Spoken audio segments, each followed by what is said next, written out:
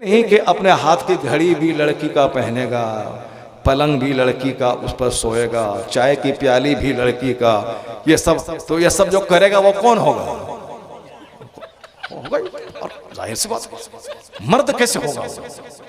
मर्द हो ही नहीं सकता वो जो हाथ में घड़ी भी अपनी बीवी के बाप की जमीन बेचवा के पहना हो, जिस पलंग और सोफा पे ऐसे बैठ के चाय पीता है सुबह सवेरे, वो सोफा भी बीवी लाई है, पैर पोछने वाला भी बीवी लाई है, खिड़की का पर्दा भी बीवी लाई है। ये जो 3 पीस पैंट शर्ट पहना हुआ है 3 पीस, वो भी उसकी बीवी का। जब सब कुछ बीवी का तो मर्द कैसे कहलाता? मर्द ही नहीं है वो। मर्द अगर है वही होगा जो अपना कपड़ा पहन के जाए, अपनी घड़ी पहन के जाए, अपना सोफा, अपना पलंग, अपनी फ्रिज, अपनी एसी, सारा सामान अपना हो और जाए 10 आदमियों को लेके निकाह पढ़ के अपनी दुल्हन को लाएगा। अब रानी बन के तूरा घर मेरा है, रानी बन के तूरा पलंग मेरा है, रानी बन के तू सो, कुर्सी मेरी है, रानी बन के बैठ। मैं कसम खा के कहता हूं कि 80 साल शादी के हो जाएंगे, न केस होगा न मुकदमा होगा। जब लड़की देखेगी कि मेरा शौहरे नामदार, ये मेरी इतनी इज्जत किया कि मेरे बाप का एक पैसा तक खर्च नहीं करवाया, वो अपना दिल शौहर के पांव के नीचे बिछा देगी। उम्र बढ़ती चली जाएगी, मोहब्बत में इजाफा होता चला जाएगा। अब जरा सुनिए गौर से,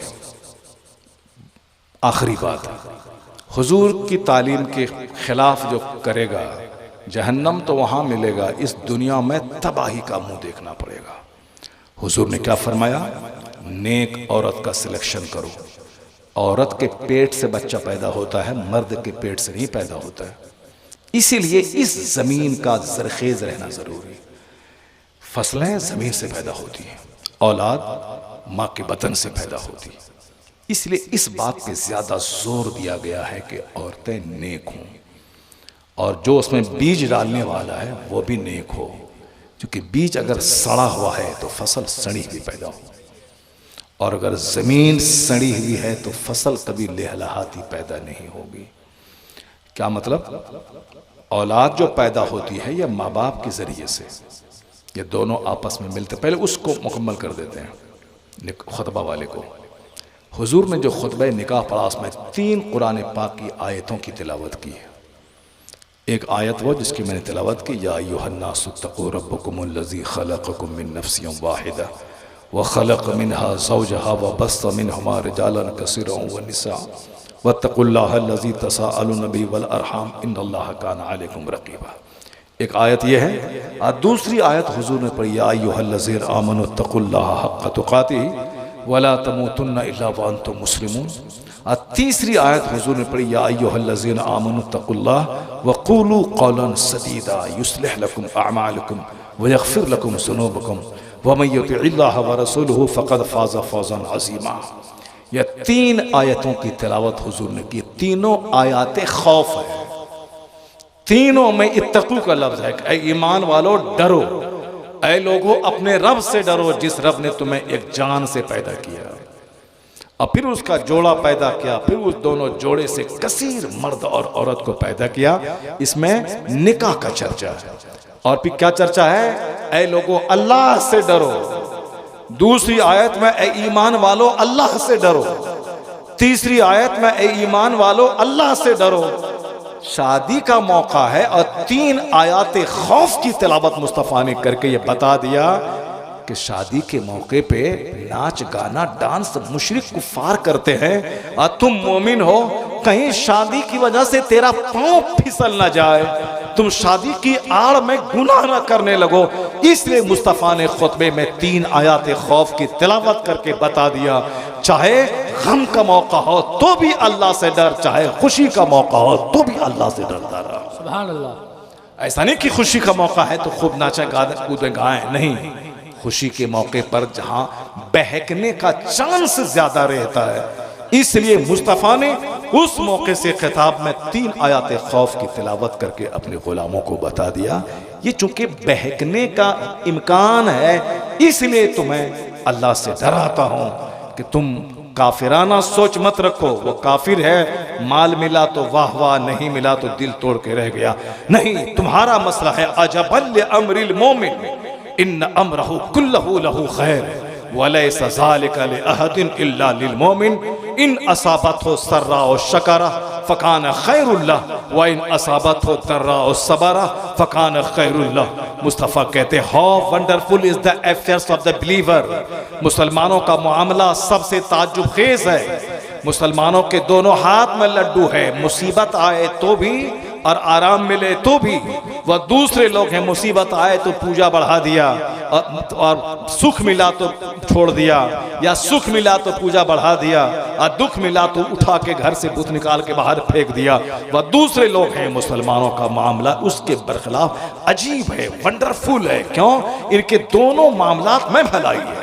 अगर अल्लाह इसको नेमत देता है और यह शुक्र अदा करता है तो शुक्र उस नेमत को बढ़ा देता है और ये इसके हक में बेहतर है। और अगर इसको मुसीबत पहुंचती है तो मोमिन सब्र करता है और सब्र उसके अज्र को बढ़ा देता है। इसलिए मुसीबत आए तो सब्र कर, इन्नल्लाह मअस साबिरीन इन्नमा युवफ़्फ़स साबिरून अजरहुम बगैर हिसाब। अल्लाह सब्र करने वाले को गिन गिन के नहीं बेगिनती अज्र देता है।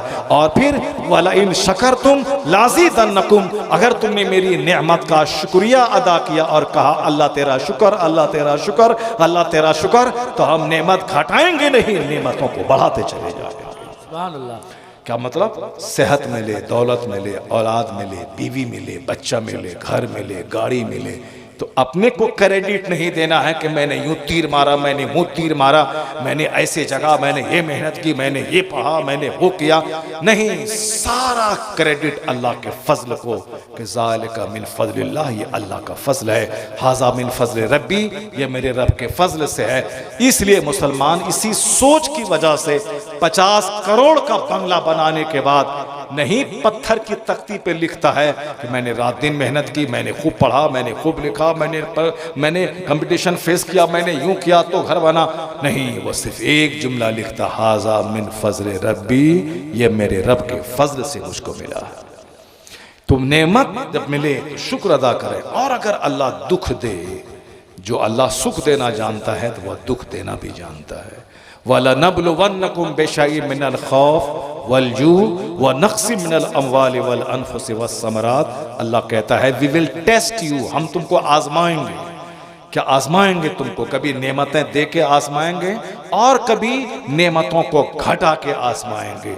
कि खौफ देकर, मौत देकर, बाल बच्चे की मौत देकर, फसलों को कम करके हम आजमाएंगे। अगर तुमने सब्र किया और कहा इन्ना लिल्लाहि व इन्ना इलैहि राजिऊन, तो अल्लाह कहता है खुशखबरी है तुम्हारे लिए कि तुम हिदायत पर हो और तुम्हारे लिए इनाम है। वही लोग कामयाब हैं, वही लोग फलाह याफ्ता हैं, वही हिदायत याफ्ता हैं। यानी सब्र पे अल्लाह ने वादा किया है हिदायत का, मग़फ़िरत का, कि तुमको अगर मैंने नेमत दी तो शुक्र अदा किया, और जब मैंने मुसीबत दी तो तूने सब्र किया। तो अगर तुमने सब्र किया है तो अब गिन गिन के नहीं दूंगा, मैं बेगिनती अज्र तुमको अता कर दूंगा। तो मोमिन होने के नाते ना सुख में नाचना है, ना दुख में नर्वस होकर रह जाना है। सुख में शुक्र अदा करना है और दुख में खामोश बनकर सब्र करना है। दुख के बादल छट जाएंगे, अजर बेपनाह अल्लाह अता फरमाएगा। तो शादी का मौका खुशी का मौका है। इस खुशी के मौके पे अल्लाह का शुक्र अदा करना है। दावत वलीमा उसी शुक्राने का एक हिस्सा है। उसी शुक्राने का तो लड़का करेगा, लड़की वाला ने लड़की वाले पे बोझ नहीं देना है। उसको बिल्कुल शादी को आसान बना देना है, ताकि किसी के पास अगर 25 बेटी रहे तो वह जहर खा के ना मर जाए, बल्कि शादी इतना आसान हो जाए कि एक बेटी रहे तो भी मुस्कुराए, 10 बेटी रहे तो भी मुस्कुराता रहे। जब शादी आसान हो जाएगी, 2 आदमी के बीच में निकाह होगा, इजाब कबूल, कोई बर्डन, कोई बोझ नहीं, तो फिर कोई बेटी को जहर नहीं खिलाएगा, कोई साहब भरून हत्या नहीं करेगा, कोई माँ के पेट में बच्चा का लिंग का पता लगा के पॉइजनस इंजेक्शन डाल के बच्चे को नहीं मारेगा। ये सारा तमाशा तो वही होता है जब शादी महंगी हो जाती है। और जो चोरी छुपे 2 रुपए में ज़िना हो रहा है, शादी 2 करोड़ में हो रही है, इसको मिटाने का एक आसान तरीका है। हुजूर ने जो शादी को आसान बनाया है, आसान बना दिया जाए ताकि चोर दरवाजे से भी ज़िना दाखिल ना हो, और शादी मुनासिब वक्त पे हो। जैसे लड़का लड़की जवान हुआ फौरी शादी कर दे। 10-20 साल की ताखीर से शादी हुई और इस बीच में लड़का लड़की का पांव अगर फिसल गया हॉस्टल में, कॉलेज में या कहीं भी, तो बुखारी शरीफ में आया है कि अगर शादी में देर हुई, लड़का लड़की का पांव फिसल गया, तो उस गुनाह में माँ बाप भी शरीक समझे जाएंगे। आज नौकरी मिलेगी तब शादी करेंगे, लड़का पांव पे खड़ा होगा तब शादी करेंगे। यहाँ कहा गया शादी करो, अगर तुम फकीर हो तो अल्लाह गनी कर देगा, मगर अल्लाह के वादे पर यकीन नहीं है। नौकरी मिलेगी तो, बिजनेस करेगा अपना तो, एक घर में 5 भाई 5 बहन, 1 माँ 1 बाप, 10-12 लोग हैं, कोई टेंशन नहीं है, खा रहे हैं। सिर्फ एक दुल्हन बढ़ जाएगी तो उसके लिए लड़का पांव पे स्टैंड हो जाए, उसके लिए बिजनेस हो जाए, उसके लिए कोई बड़ा काम कर ले, या सऊदी अरब में जाके 10 साल नौकरी करे, फिर वहां से आकर के तब कोई बड़ा बिजनेस करे, तब शादी होगी। इसका मतलब एक दुल्हन का पेट ही इतना बड़ा है जिसके लिए नौकरी भी चाहिए, जिसके लिए चाकरी भी चाहिए, जिसके लिए दुकान भी चाहिए, जिसके लिए बिजनेस चाहिए। चाहे इस बीच में चाहे चोर दरवाजे से इगलामबाजी हो, जिनाकारी हो, मुश्तजनी हो, हैंड प्रैक्टिस हो, लड़की और लड़के दोनों की सेहत बर्बाद हो, उसके बाद तब शादी होगी। ये जाहिलाना, मुशरिकाना, काफिराना सोच है। इस्लामी सोच ये है कि जवान हुई शादी दिला दे, शादी हो जाएगी, औलाद बढ़ेगी, रोजी में इजाफा हो जाएगा। ला तक़्तुलू औलादकुम खश्यता इमलाक, गरीबी के डर से बच्चों को कत्ल मत कर, मैं तुम्हें भी रोजी देता हूँ, तेरे बच्चों को भी रोजी देता हूँ। अल्लाह की ज़ात पर मजबूत यकीन कर लें और वक्त पे शादी कराएं ताकि चोर दरवाजे से बदकारी समाज में दाखिल ना हो। शादी में नेकी को तरजीह दें, चूँकि औलाद पैदा करना मकसद है, न कि सिर्फ बीवी का मुंह देखना और मुंह का बोसा लेना शादी का मकसद है। औलाद नेक होनी चाहिए। औलाद का तरीका फातिमा ज़हरा रज़ी अल्लाह ताला अन्हा है, रात भर सजदा है, दिन भर इबादत है, शौहर की खिदमत है, और मौला अली दिन भर जिहाद, रात भर सजदा। तब फिर अल्लाह ने औलाद कैसी दी? क़यामत तक तारीख़ रचने वाला, तारीख़ बदलने वाला हज़रत हसन और हुसैन की सूरत में बेहतरीन औलाद अल्लाह ने अता फरमा दी। तो क्या पता चला वहाँ से? जब बाप होगा जोकर, बाप होगा गुटखाखोर, बाप होगा ताड़ी शराब पीने वाला, बाप होगा हुल्लड़बाजी करने वाला, तो लड़का होगा महाचोर, महाजोकर, महापापी। अगर चाहते हैं कि लड़का कुतुब अब्दाल नेक वली पैदा हो तो माँ नेक होनी चाहिए और लड़के को भी नेक होना चाहिए। ये दोनों नेक हुए तो लड़का जोकर नहीं, लड़का गुलाम अहमद मुख्तार पैदा होगा। नहीं सुना आपने जब बाप था लाजवाब कि रात भर सजदा दिन भर जिहाद, एक सेब खाया एहतियात के खिलाफ, तो उस जुर्म को धोने के लिए 10 साल नौकरी की, और माँ इसी लाजवाब सर से लेके पांव तक नेकी का पुतला, न जबान ने खता की, न पेट ने खता की, न हाथ ने खता की, न पाँव ने खता की। बाप ने प्यार से बोला ये मेरी बेटी लूली लंगड़ी अपाहिज गूंगी है, सर से लेके पांव तक पूरा पार्ट जिस्म का गुनाहों से सेफ है। जब ये दोनों आपस में मिले हैं और तीसरा वजूद जो तैयार हुआ है उसी को सारी दुनिया जानती है। क़यामत तक के वलियों का सरदार अब्दुल कादिर जिलानी बड़े पीर की शक्ल में वो औलाद दुनिया में पैदा हुई। सुभान अल्लाह, सुभान अल्लाह। महाजोकर सोचता है कि मेरा बेटा नेक बनेगा, नहीं होगा। चाहे सारी दुनिया के लोग नमाजी बन जाएं, सूरज अपने वक्त पे उगेगा, वक्त पे डूबेगा। ऐसा नहीं होता है कि आम का पेड़ लगा दें वहाँ से सेब निकल जाए। ऐसा नहीं होगा कि बीज डालें गेहूं का वहाँ से चना निकल जाए। ऐसा नहीं होगा कि डालें चना का दाना वहाँ से बासमती धान निकल जाए। चाहे अजमेर में मर जाए ख्वाजा गरीब नवाज की कब्र पे जाके ये दुआ करते करते मर जाए कि मेरा बेटा डीएम बन जाए, और ये न पढ़े न लिखे डीएम बन जाए। नहीं होगा ऐसा। न आम के पेड़ में सेब नहीं निकल सकता, गेहूं डाल के बासमती धान नहीं पैदा हो सकता। उसी तरह नाकारा बगैर मेहनत के बच्चा IAS ऑफिसर नहीं बन सकता है। उसके लिए सिस्टम ज़रूरी है। सिस्टम है इस दुनिया का मेहनत करना, मुशक्क़त करना, स्ट्रगल करना, जद्दोजहद करना, अब भरोसा अल्लाह की ज़ात पे रखना, अल्लाह के नेक लोगों के आस्थाने पे मेहनत के बाद जाके दुआ करना। इधर से मेहनत चले, उधर गरीब नवाज के हाथ कब्र में उठें, इधर से मेहनत चलेगी, उधर से दुआ की बरकत होगी, कामयाबी कदम चूमेगी। लड़का नेक हो, लड़की नेक हो, तब लड़का कुतुब पैदा होता है। और ये कुदरत का कानून है, जरा गौर से सुनिए। बस सिर्फ एक चैप्टर में खोलता हूँ, उस चैप्टर को गिरह बांध कर रख लिए। ये कोई हवाई नहीं है, ये कोई हवाई फायरिंग नहीं है, ये बिल्कुल उसी तरह फैक्ट और सच बात है। जैसे आला हजरत के वालिद मुफ्ती नकी अली खां थे, अपने जमाने के हिंदुस्तान के 10 टॉप मुफ्तियों में एक थे। माँ तहज्जुद गुजार थी, बाप मुफ्ती नकी अली खां, माँ तहज्जुद गुजार। तब बेटा करोड़ों मुसलमानों का इमाम अहमद रजा खां फाज़िल बरेलवी पैदा हुआ।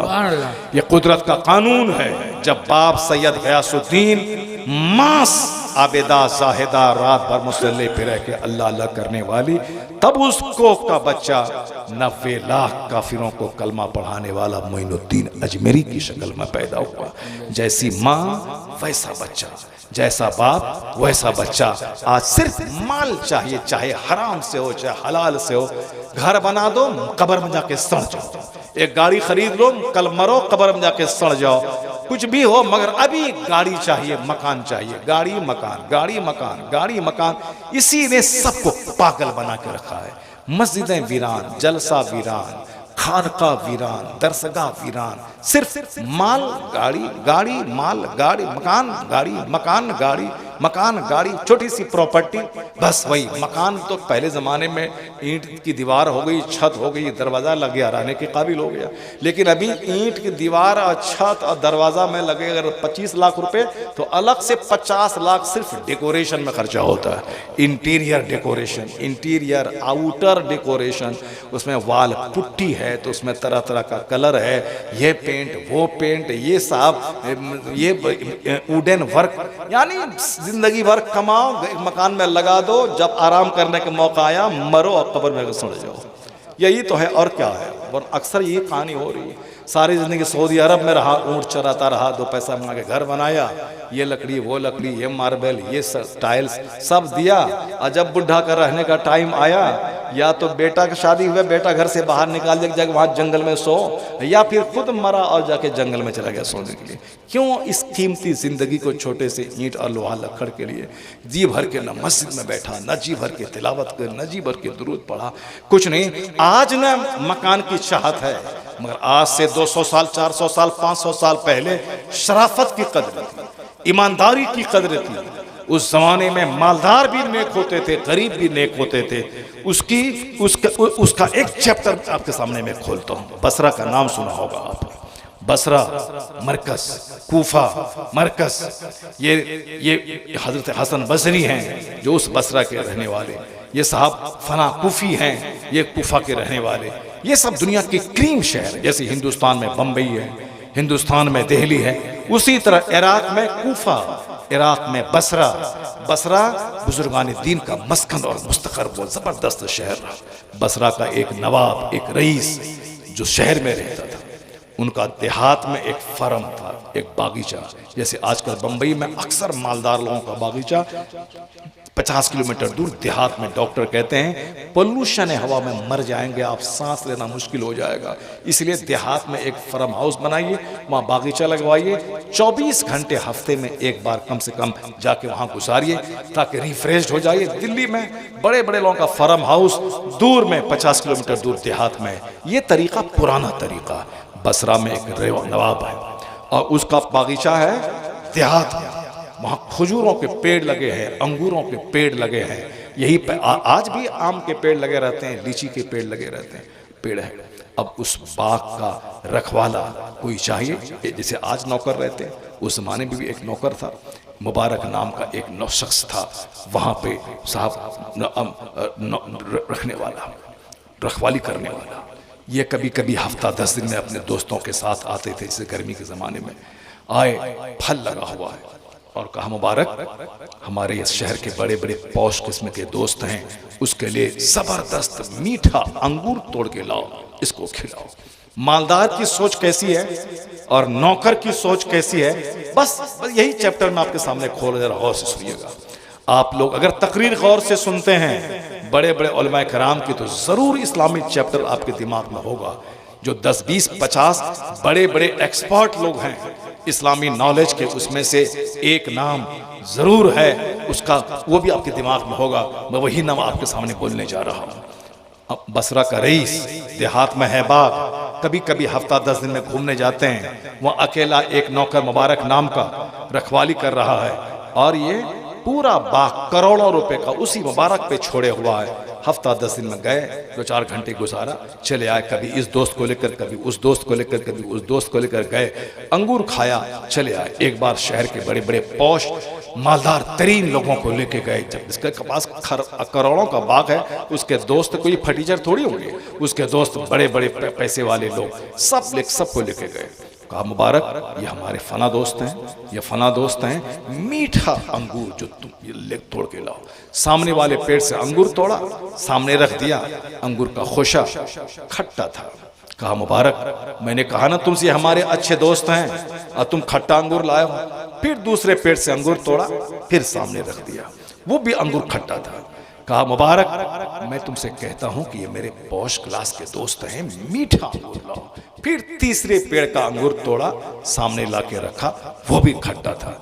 अब डांटा, हे मुबारक मैं बार बार तुमसे कहता हूं कि तुम मीठा फल लाओ, ये क्या तमाशा है। अब मुबारक कहता है कि मुझे माफ करें, मैं कैसे जानूं कि किस दरख्त का अंगूर मीठा है। मैं कैसे, जोर से बोले सुभान अल्लाह। औंधिए मत, सर उठा के देखिए, बस लास्ट चैप्टर। कैसे आप 3 घंटा तक मेरी सुनेंगे आप? वो तो बंबई के लोग सुनते हैं, आप थोड़ी थोड़ी सुन पाएंगे। आप 1 घंटे में औंघने लगे तो 3 घंटे में क्या सुनेंगे आप? हे बाबा क्या सजदा में क्यों चले जा रहे हैं? जरा जोर से बोले सुभान अल्लाह, सुभान हाथ अल्लाह। उठा के बोले सुभान अल्लाह। हाँ हम थकते नहीं हैं, आप लोग थक जाइएगा, हम तो बिल्कुल आप फरम में बोल रहे हैं। जरा गौर से सुनिएगा बस। कहा मुबारक मैं तुझसे बार बार कहता हूं। मुबारक क्या बोला? हुजूर माफ फरमाए, मैं कैसे जानूं कि किस पेड़ का अंगूर मीठा है। कहा क्या मतलब?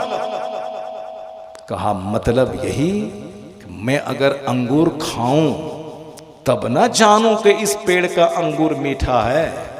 आपने तो मुझको बाग और दरख्त की निगरानी के लिए रखा था। आपने कब कहा था कि अंगूर खा लिया करना? मैं निगरानी कर रहा हूं, मैंने आपके एक भी पेड़ का एक अंगूर मैंने आज तक चखा नहीं है। सुभान सुभान अल्लाह, सुभान अल्लाह। वो रईस दंग, कहा सच, कहा सच कहता हूं, मैंने एक पेड़ का अंगूर मैंने चखा नहीं। आज मेरे जैसे करोड़ों लोग इस चैप्टर पे आके नंगे हो जाएंगे। अगर किसी को आम के पेड़ की रखवाली के रखा, वो रात में खुद पका हुआ आम खाएगा और सुबह सवेरे 2-4 टोकरी पका हुआ आम जो गिरा उसको अपना घर सप्लाई कर देगा, उसको सप्लाई कर देगा। मगर कुर्बान मुबारक पे एक अंगूर तक नहीं चखा। बाग का रईस मालिक वो ऐसे हमारे रईसों की तरह शराबी, पापी, जुआरी और बेनमाजी नहीं था, बल्कि वो उस वक़्त के रईस भी नमाजी और नेक परहेजगार होते थे। कहा मुबारक सच कहते हो? कहा हुजूर सच कहता हूँ। कहा मुबारक तुम्हारी इस अमानतदारी तो मुझको हिला के रख दिया है, मुझको हिला के रख दिया है। अब एक बात मैं तुझसे पूछता हूँ, सच सच बताओ मुबारक क्या तुम्हारी शादी हो गई है? कहा मेरे जैसे गरीब आपके बाग में नौकरी करने वाले नौकर को कौन अपनी बेटी देगा? मैं गरीब आदमी हूँ। अरबपति बाग का मालिक कहता अगर मैं अपनी बेटी तेरे निकाह में दे दूं? सुभान बोलेंगे नहीं आप लोग जोर से? अगर मैं अपनी बेटी तेरे निकाह में दे दूं, तो अगर हम लोग वहां होते, कहते नहीं हुजूर, नहीं हुजूर, नहीं हुजूर, नहीं हुजूर, यही नहीं करते। नहीं हुजूर आप अरबपति, हम कहाँ मजदूर। नहीं हुजूर ऐसा नहीं मत कीजिए, आप अरबपति, हम गरीब आदमी। ये हुजूर हुजूर वो करता है जो जाहिल है, जो कुछ नहीं जानता है। मुबारक पढ़ा लिखा आदमी था, नौकरी करना कोई ऐब की बात नहीं है। हराम करना, डकैती करना, चोरी करना, शराब बेचना, सूद खाना, ये ऐब की बात है। मगर मेहनत मजदूरी करके पसीना बहा के हलाल पैसा कमाना, ये ऐब नहीं, ये फख्र की बात है। मेहनत करके 5 रुपए कमाना हराम के 5 करोड़ कमाने से बेहतर है। ये सुभान अल्लाह। यही इस्लाम सिखाता है। बेशक। मुबारक ने कहा कि हाँ हाँ, मुबारक ने क्या कहा अमीर से, कहा हाँ हाँ, यहूदी लोग शादी में माल देखते हैं, क्योंकि यहूदी जलील कौम है, माल चाहिए उसको। और नसरानी क्रिश्चियन ये खूबसूरती देखते हैं। यहूदी माल देखता है, क्रिश्चियन खूबसूरती देखता है, मोहम्मदी तकवा और परहेजगारी देखता है। सुभान अल्लाह। क्या बात है, सुभान अल्लाह, सुभान अल्लाह, क्या बात है, क्या बात है, जिंदाबाद। क्या बात है। मुबारक ने क्या कहा, आप मोहम्मदी हैं, आप मुस्तफ़ा की उम्मत हैं, हुजूर का कलमा पढ़ने वाले हैं, तो आप ईमानदारी देख रहे हैं, इसमें ताज्जुब की क्या बात है, क्या बात है, सुभान अल्लाह। कहा बाग के मालिक ने, मुबारक तुम यहीं रहो, मैं घर जाता हूँ, मैं अपनी बीवी से मशवरा करता हूँ, उसके बाद फिर मैं तुझको खबर करता हूँ। शहर के सारे रईस ने उसकी ईमानदारी देखकर सब दंग रह गए। वहाँ से वापस आए, आने के बाद अपनी बीवी से मशवरा लिया कि आज मुबारक की ईमानदारी देखकर तो मैं हैरत में हूँ। मेरे दिल में ख्याल पैदा हुआ कि काश मेरी नेकबख्त नमाजी परहेजगार बेटी के लिए ये शौहर अगर ईमानदार मिल जाता है तो मेरी बेटी के हक में बहुत ही मुफीद रहेगा। अगर हमारी बीवी की तरह रहती तो बोलती कि ईमानदारी है मगर माल कहाँ है।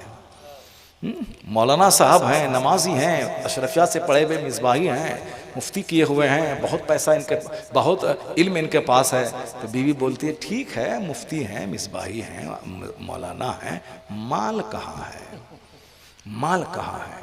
कल ऑपरेशन की ज़रूरत पड़ेगी तो 50,000 लगेगा सिर्फ सीजिंग करवाने में, माल कहाँ से आएगा। जो बेचारा तकवा को देख के मुतासिर हुआ था, बीवी की बात सुनने के बाद फिर वो विड्रॉल कर लेगा।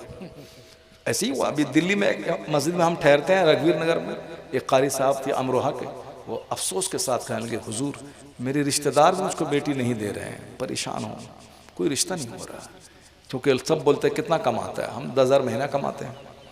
मैंने कहा कि आपके जो रिश्तेदार का सर्किल है, चलो बाहर का आदमी नहीं बेटी देगा, आपका जो रिश्तेदार है, चचा फूफा खाला पड़ोसी रिश्तेदार आपके ख़ानदान के लोग, कहा वो लोग भी कहते हैं कि लड़का कमाता क्या है।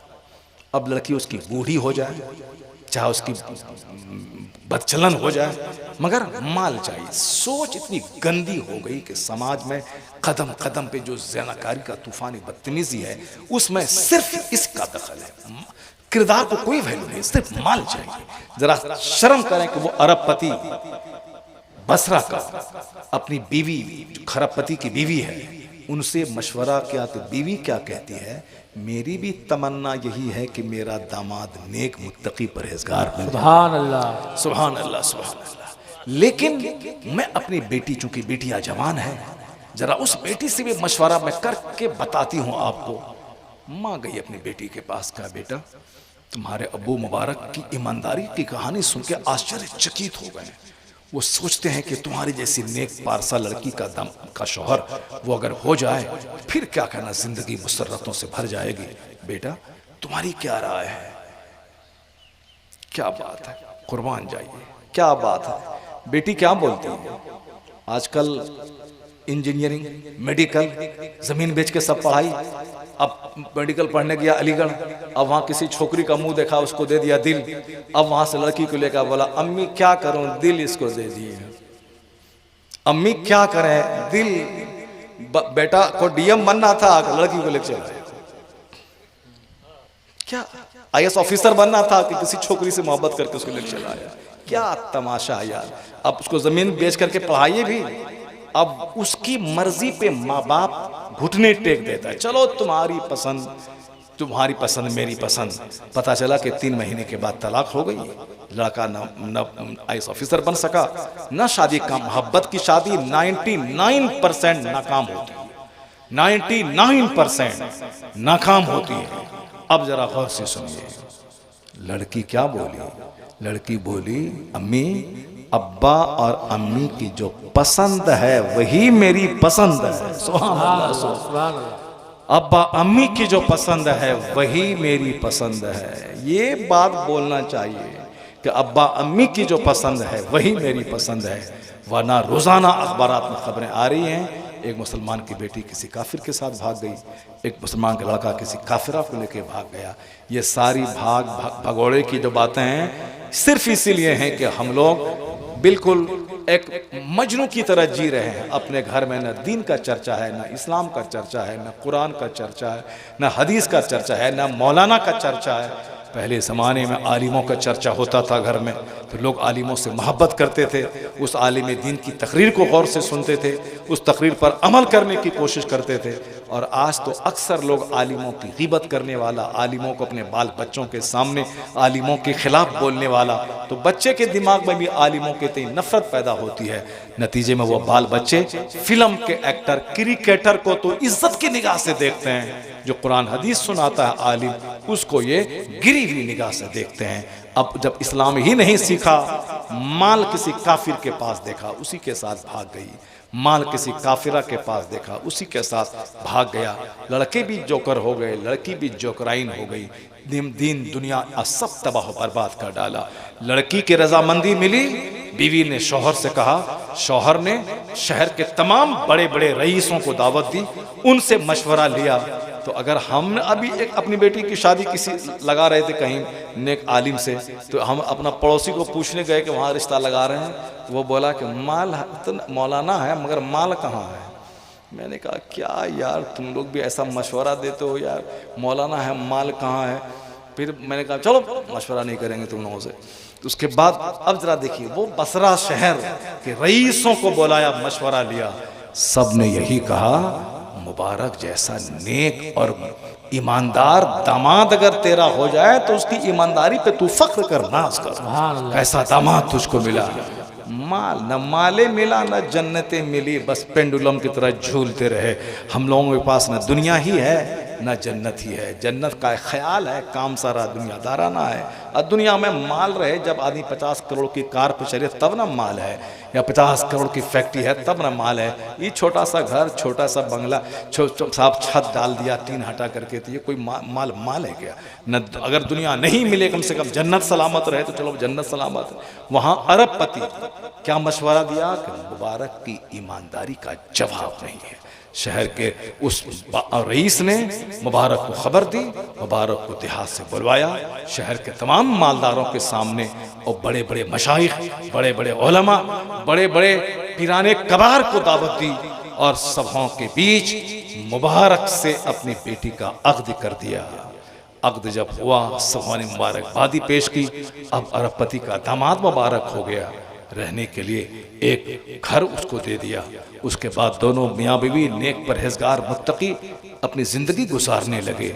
और इन ईमानदार जोड़े, परहेजगार जोड़े से जो औलाद पैदा हुई, पूछें मौलाना अब्दुल क़य्यूम साहब से, और आपको भी याद होगा कि तमाम बुजुर्गों का नाम जो आप तकरीर में सुनते हैं, इमाम गज़ाली, जलालुद्दीन सयूती, सरकार गौसे आज़म, इमाम गज़ाली, ये बुजुर्गों का नाम सुनते हैं। उन्हीं बुजुर्गों की सूची में एक नाम अब्दुल्ला इब्ने मुबारक का आता है। ये कौन था अब्दुल्ला इब्ने मुबारक? वलियों का सरदार, बड़ा शेखुल हदीस, बड़ा आलिम रब्बानी, इन दुनिया की हिस्ट्री का 10 टॉप मुहद्दिस में एक नाम अब्दुल्ला इब्ने मुबारक। वही मुबारक था जिसका बेटा अब्दुल्ला इब्ने मुबारक की सूरत में दुनिया में चलवा। सुभान अल्लाह, सुभान अल्लाह, नारे तकबीर, नारे रिसालत, जश्न ईद मिलादुन नबी। क्या बात!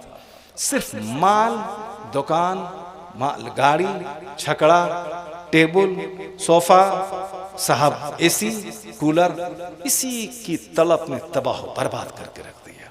हदीस में आया है कि तइस अब्दुल दिनार अब्दुल दिरहम, यानी अब्दुल खमीसा, कपड़े का गुलाम तबाह बर्बाद हो गया, दिरहम और दिनार का गुलाम तबाह बर्बाद हो गया। कपड़ा चाहिए मगर कपड़ा का मुकाबला नहीं, खाना चाहिए ज़िंदा रहने के लिए और खाने का मुकाबला नहीं, मकान चाहिए सर छुपाने के लिए मगर मकान का मुकाबला के लिए ज़िंदगी नहीं है। खाना ज़िंदगी के लिए है, ज़िंदगी खाने के लिए नहीं है। खाना, कपड़ा, मकान ज़िंदा रहने के लिए, और ज़िंदा रहें सिर्फ अल्लाह की इबादत के लिए।